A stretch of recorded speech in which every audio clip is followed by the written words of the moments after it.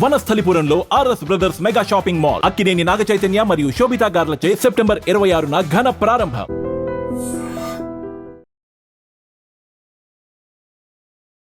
నాకు ఫస్ట్ ఒక భార్య ఉంది. ఆ అమ్మాయికి కూడా ఎన్నో ఇబ్బందులు పెట్టిస్తున్నాయి ఈ అమ్మాయి వాళ్ళని. అదండి ఆ అమ్మాయి వల్ల ఎన్ని అయినాయో చూడండి. ఇప్పుడు కూడా ఏం పీకుతూ పీకని అక్కడ రికార్డింగ్లు కూడా ఉన్నాయి. ఆడుతూ తిరుగుతూ ఆడుతూ మేము పీకలే అన్నది. ఆ అబ్బాయి కూడా పీకలేనమ్మ. ఒక సాగుతో హావలే. భార్య వివాహేతర సంబంధాన్ని భరించలేని ఓ భర్త అత్యంత కఠినమైన నిర్ణయం తీసుకున్నాడు. నా చావుకు, నా కూతురు చావుకు నా భార్యే కారణమంటూ సూసైడ్కు ముందు ఆయన ఒక సెల్ఫీ వీడియో రివీల్ చేశాడు. ఎందుకంటే ఇంత బాధపడుతూ మేమిద్దరం నా కూతురుతో పాటు నేను కూడా చనిపోవాలి అనుకుంటున్నామంటే నేను ఎంత భరించలేనటువంటి పరిస్థితులు ఎదుర్కొన్నానో చెబుతూనే ఆయన వీడియో రిలీజ్ చేస్తూనే కఠినంగా మా చావుకు కారణమైన వాళ్ళని కఠినంగా శిక్షించాలని కోరుతున్నాను అంటూ ఆ సూసైడ్ సెల్ఫీలో కూడా ఆయన చెప్పారు. ఈ ఘటన శ్రీకాకుళం జిల్లా రణస్థలంలో తీవ్ర సంచలనంగా మారింది. రణస్థలం మండలం సంచాం గ్రామానికి చెందినటువంటి సంతోష్ తన కూతురు హైమ ఇద్దరూ కలిసి బలవన్మరణానికి పాల్పడ్డారు. దానికి కారణం నా భార్యే అంటూ అతను చెప్పిన మాటలు ప్రతి ఒక్కరిని తీవ్ర కలవరపాటుకు గురి చేస్తున్నాయి. సంచాంకి చెందినటువంటి సంతోష్కి అలాగనే జీరుపాలెంకు చెందినటువంటి స్వాతికి 13 ఏళ్ల క్రితం వివాహమైంది. పెళ్ళై 13 ఏళ్ళు అవుతున్నా కూడా పెళ్ళైన 2 సంవత్సరాల తర్వాత నుంచి తన భార్య మెంటాలిటీ కానీ తన ప్రవర్తన కానీ అంత స్టేబుల్గా లేదు. అస్తమాను వాళ్ళింటికి వెళ్ళాలి వీళ్ళింటికి వెళ్ళాలి అనుకుంటూ ఏదో ఒక కారణం చెప్పి తన నుంచి దూరంగా వెళ్ళిపోవటానికే తను ఎప్పుడు ప్రయత్నిస్తూ ఉండేది. కానీ ఆ చుట్టాలు బంధువులు కూడా తనని మిస్లీడ్ చేశారు. ప్రధానంగా నా భార్య వాళ్ళ పిన్ని ఎవరైతే ఉన్నారో ఆమెతో సాన్నిహిత్యం అనేది చాలా రాంగ్ ట్రాక్ పట్టించింది అంటూ అతను చెప్తున్నటువంటి కారణాలలో ఒకటి. ఇక్కడ ఆ కూతురు ఎవరైతే ఉన్నారో ఆ అమ్మాయిని హాస్టల్కి అక్కడ పెట్టి చదివిస్తున్నారు. హాస్టల్కి వెళ్ళి చూసి వచ్చేస్తాను అని చెప్పి వెళ్ళినటువంటి నా భార్య వేరొక వ్యక్తి రాంబాబు అనే పర్సన్తో వివాహేతర సంబంధాన్ని కొనసాగిస్తుంది. అతను కూడా నేను ఉంటున్నటువంటి గ్రామం ఏదైతే ఇప్పుడు సంతోష్ సంచాం గ్రామానికి చెందినవాడో అదే గ్రామానికి చెందినటువంటి వ్యక్తి రాంబాబు. అలానే సంతోష్కి కూడా చాలా సన్నిహితుడంట. వీరిద్దరూ ఎక్కడికైనా తిరగటం కానీ తాగేటప్పుడు కానీ చాలా ఫ్రెండ్లీగా ఉండేవాళ్ళం. అలా ఉన్నటువంటి వ్యక్తి నా కుటుంబంలోనే ఇంత చిచ్చు రేపుతాడని నేను అనుకోలేదు. ఆ వ్యక్తితోనే నా భార్య వివాహేతర సంబంధాన్ని కొనసాగిస్తూ నన్ను నా కుటుంబాన్ని దూరం పెట్టడమే కాకుండా ఎప్పటికప్పుడు బయటకు వెళ్ళిపోతూ ఉంది. అయితే పాపని హాస్టల్ దగ్గరికి వెళ్ళి చూసి వస్తానని చెప్పి వెళ్ళినటువంటి నా భార్య అతనితో వెళ్ళటాన్ని నేను రెడ్ హ్యాండెడ్గా పట్టుకుని వాళ్ళ కుటుంబ సభ్యులకు అప్పగించాను. అయినప్పటికీ కూడా అందరూ వాళ్ళ అంటే నా భార్య తరపు కుటుంబ సభ్యులందరూ ఎప్పుడు కూడా నన్ను బ్లేమ్ చేయడానికి చూస్తూ ఉన్నారు. కానీ ఈ అరాచకాన్ని నా భార్య చేస్తున్నటువంటి వ్యవహారాన్ని భరించలేక నా కూతురుతో పాటు నేను ఈరోజు బలవంతంగా ప్రాణాలు తీసుకోవడానికి వెళ్తున్నాను అంటూ ఆయన చనిపోయే ముందు కూతుర్ని కూడా పక్కన పెట్టుకొని అతను ఆ బాధంతా కూడా చెప్పేటప్పుడు ఆ పాప చూడండి 2 చేతులు అంటే మా నాన్న నేను చనిపోబోతున్నాం దానికి కారణం మా అమ్మే. మా నాన్న చాలా క్లారిటీగా చెప్తున్నాడు, ఇక నీకు లైఫ్ లేదమ్మా నాకు లైఫ్ లేదమ్మా, ఈ సెల్ఫీ వీడియో అందరికీ తెలియజేయాలి అని చెప్పి ఇద్దరు కూర్చొని ఒక వీడియో రివీల్ చేశారు.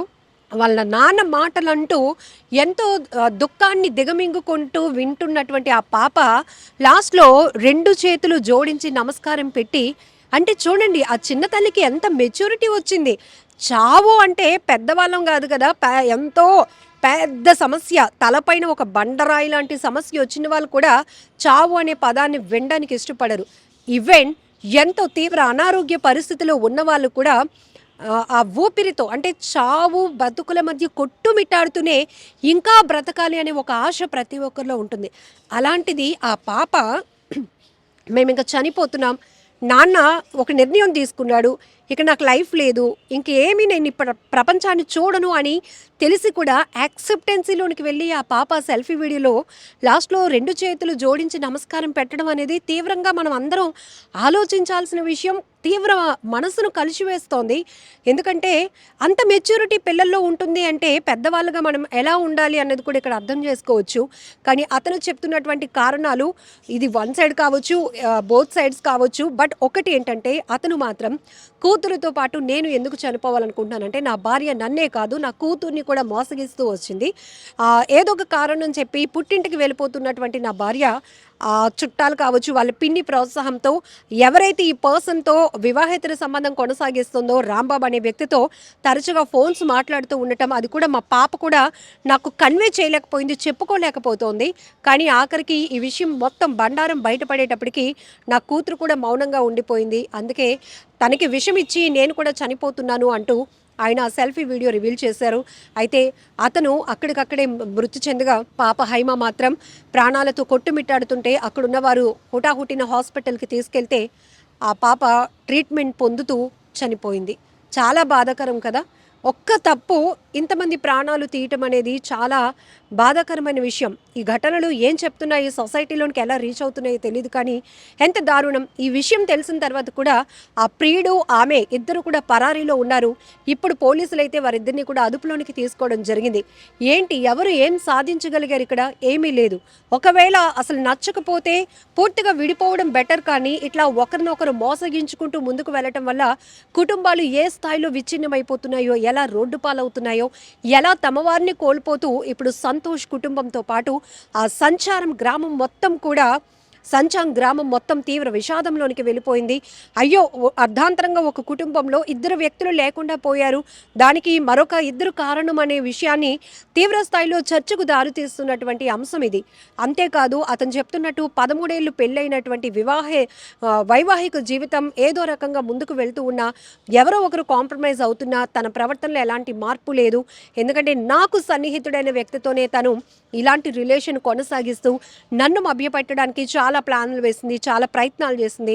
కానీ ఎప్పటికప్పుడు పట్టుబడినప్పటికీ కూడా ఎవరు కూడా దీన్ని నమ్మటానికి, వాళ్ళ ఫ్యామిలీ ఇది తప్పమ్మా, నువ్వు ఇలా చేయకూడదమ్మా, నీకు పెళ్ళయింది, పిల్లలు ఉన్నారు, జాగ్రత్తగా ఉండాలమ్మా అని చెప్పాల్సింది పోయి తనని ఈ రకమైన రాంగ్ వేలోనికి ఎంకరేజ్ చేసిన వాళ్ళు కూడా ఉన్నారు. కాబట్టి మొత్తం మా చావుకి కారణమైనటువంటి, నా కూతురు చావుకి, నా చావుకి కారణమైన ప్రతి ఒక్కరిని కఠినంగా శిక్షించాలి. అందుకే ఈ వీడియో మీ అందరికీ తెలియపరిచేందుకే ఈ వీడియో చనిపోయే ముందు అందరికీ రిలీజ్ చేస్తున్నాను అంటూ ఆ సంతోష్ చెప్పినటువంటి మాటలు కూడా ప్రతి ఒక్కరిని తీవ్ర కలవరపాటుకు గురి చేస్తున్నాయి. ఒక్కసారిగా ఈ ఘటన శ్రీకాకుళం జిల్లాలో తీవ్ర సంచలనంగా మారింది. ప్రస్తుతానికైతే స్వాతిని, ప్రియుడు రాంబాబుని కూడా శ్రీకాకుళం రణస్థల మండలం పోలీసులు అదుపులోనికి తీసుకున్నారు. ఇలాంటి ఘటనలు ఆగాలి, ఖచ్చితంగా ఆగాలి. ఎందుకంటే ఎక్కువ శాతం ఆస్తి తగాదాలు, వివాహేతర సంబంధాల వల్లే మనుషుల ప్రాణాలు పోతున్నాయి, ఆత్మహత్యలు పెరుగుతున్నాయి, కుటుంబాలు రోడ్డు పాలవుతున్నాయి, పిల్లలు అనాథలైపోతున్నారు. తల్లిదండ్రులు ఉన్నప్పటికీ కూడా పిల్లలు అనాథలైపోతున్నారు. ఇదిగో ఈ ఘటనలో పిల్లల్ని కూడా చంపుకోవాల్సినటువంటి పరిస్థితి వచ్చింది. చాలా ఈ మధ్య జరుగుతున్న ఇలాంటి విషయాల్లో పిల్లల్ని కూడా చంపేసి, ఎందుకంటే మనం లేకపోతే మన పిల్లల బతుకు వీళ్ళు ఏమైనా పట్టించుకుంటారని ఒక ఆలోచన కావచ్చు. చాలా కఠినమైన నిర్ణయం అయినప్పటికీ కూడా వాళ్ళ ప్రాణాలు తీస్తూ వీళ్ళు కూడా ప్రాణాలు తీసుకుంటున్నారు, బలవన్ మరణాలకు పాల్పడుతున్నారు. ఏది ఏమైనా ఈ ఘటన చాలా బాధాకరమైన విషయం. మీరేమంటారు కూడా కామెంట్ బాక్స్లో మెన్షన్ చేయండి. పేరు స్వాతి, మా ఊరు అబ్బాయి అంచే రాంబాబు. మా దగ్గరోడు, నాతో ఫ్రెండ్లీగా ఉండేవాడు. నాతో నాటికి తిరిగి తాగడానికి ఎక్కడికైనా కలిసి వచ్చేవాడు. కలిసి వచ్చి ఇలా చేస్తున్నాను అనుకోలేదు. మా ఆవిడ కూడా పెళ్ళి అయ్యి మాకు కరెక్ట్ 13 సంవత్సరాలు, 2 సంవత్సరాలు బాగుంది. అక్కడి నుంచి సంవత్సరం వెళ్ళిపోయేది, ఏదో కొంకొట్టుకుని వెళ్ళిపోయేది. వాళ్ళ ఊరోళ్ళు కూడా నన్ను అదేదో మాయ మాట్లాడి సెలవున వదిలించుకుని అబద్ధాలు చెప్తే అదే నమ్మి వాళ్ళ ఊరోళ్ళు అందరూ నన్ను కొట్టారు, తిట్టారు, నా మాట్లాడారు. కామరాజు కూడా ఎన్నోసార్లు నన్ను ఇది చేసాడు మా ఫ్యామిలీకి, నాకు. మా ఆవిడ ఇప్పుడు కూడా ఇదిగో నేను శనివారం జరిగింది, ఆ అబ్బాయితో నిలిపింది. శనివారం జరిగితే ఇప్పుడు కూడా దందే తప్పలేదు అంత. నేను నా దగ్గర ఎన్ని ప్రూఫ్లు ఉన్నాయి, చెప్తాడు కూడా ఇది అవుతుంది. ఇప్పుడు మళ్ళీ మా పాపని దాన్ని దారి పెడితే ఇప్పుడు కూడా ఫోన్ మాట్లాడుతున్నారు. వాళ్ళ మాయలో కోడలు గాయత్రట, వాళ్ళ పిన్ని ఎరిపిని, వాళ్ళు ఎరిపినే ఎక్కువ చెడదింగిందాన్ని. వాళ్ళు ఎరిపిని కూడా క్యాస్ట్ పిల్లి నన్ను ఎన్నోసార్లు ఎట్టింది, ఎన్నోసార్లు అన్నది అనేసి బాగా ఎన్నోసార్లు నన్ను ఇబ్బంది పెట్టేది వాళ్ళ ఎరిపిని కూడాను. కానీ చెడదింగిందంతా వాళ్ళు ఎరిపినేదాన్ని. వాళ్ళిద్దరు ఫ్రెండ్స్. మన 3 నెలలు వెళ్ళిపోయిందంటే 3 నెలల నుంచి 6 నెలల దాకా ఉంది. ఆవిడతో టాటాకి వెళ్ళి ఇష్టసారంగా నాకు మాట్లాడేది, అన్నీ నాకు రికార్డింగ్లు ఉన్నాయి. ఇప్పుడు ఏదో అయిపోయింది, వాళ్ళు కాల్ పెట్టుకోడు. ఇప్పుడు మా పాప నుంచి తీసుకొచ్చేవాడిని, కానీ తీసుకొచ్చిన ఏదో కొంకణ వెళ్ళిపోయింది. ఇదిగో నేను పాప ఇక్కడ హాస్టల్కి వెళ్ళి ఆ అబ్బాయితో వెళ్ళిపోయింది. నేను పట్టుకుని అప్పు చెప్పి నలుగురు అయినా ఫోన్ చూడు ఇప్పుడు కూడా దగ్గరుండి మాట్లాడిస్తారట. మా పాప చెప్తుంది, మా పాప చెప్పలేకపోతుంది, జడిపించాలిగా. వాళ్ళ గాయత్రి ఉంది, వాళ్ళ బాపల కోళ్ళు, ఆవిడ చెల్లి ఇదే మాట్లాడి ఇద్దరు ఆడేవారట. అదండి, దయచేసి మా ఇద్దరు సాగు, మా పాపకి నాకు సాగు కారణం వాళ్ళిద్దరే. సస్పెండెడ్గా చెయ్యండి, మాకు ఈ న్యాయం చెయ్యండి, మీకు సోదరి దండం పెడతాం. మా అమ్మ నాన్నలు ఊళ్ళో తప్పలేదు, మా అమ్మ నాన్నలు కూడా నన్ను చాలా ఇబ్బంది పెడుతున్నాయి అమ్మాయి వల్ల. మా అమ్మ నాన్నకి నాకు ఫస్ట్ ఒక భార్య ఉంది, ఆ అమ్మాయికి కూడా ఎన్నో ఇబ్బందులు పెడుతున్నాయి ఈ అమ్మాయి వాళ్ళని. అదండి, ఆ అమ్మాయి వల్ల ఎన్ని అయినాయో చూడండి. ఇప్పుడు కూడా ఏం పీకుతూ పీకండి, అక్కడ రికార్డింగ్లు కూడా ఉన్నాయి. ఆడుతూ తిరుగుతూ ఆడుతున్నట్టు మేము పీకలేము అన్నది, ఆ అబ్బాయి కూడా పీకలేను అన్నది. అదండి, ఒక సాగుతో హావలే. అదండి, అదే మా పాపకి నాకు న్యాయం చేయండి. నిజంగా ప్రస్తుతం ఉన్నటువంటి సమాజం దేనికి ప్రయారిటీ ఇస్తుంది? ఆర్థిక సంబంధాల చుట్టూ మాత్రమే తిరుగుతోంది. మళ్ళీ ఎన్నికలంగానే చాలా విరక్తి కలుగుతున్నాం. మంచి అనిపిస్తుంది కదా, లేడీస్ కూడా ఛాలెంజింగ్ జాబ్స్ చేసినప్పుడు చాలా బాగుంటది. ట్రాఫిక్ అసిస్టెంట్స్ గా నియమించిన ట్రాన్స్జెండర్స్ అందరితో సాల్యూట్ చేయించుకుంటున్నారు. ఫుడ్ డెలివరీ ఇవ్వటానికి వెళ్ళినటువంటి డెలివరీ బాయ్ అనిల్ పై కళ్ళ ముందు పెళ్ళండి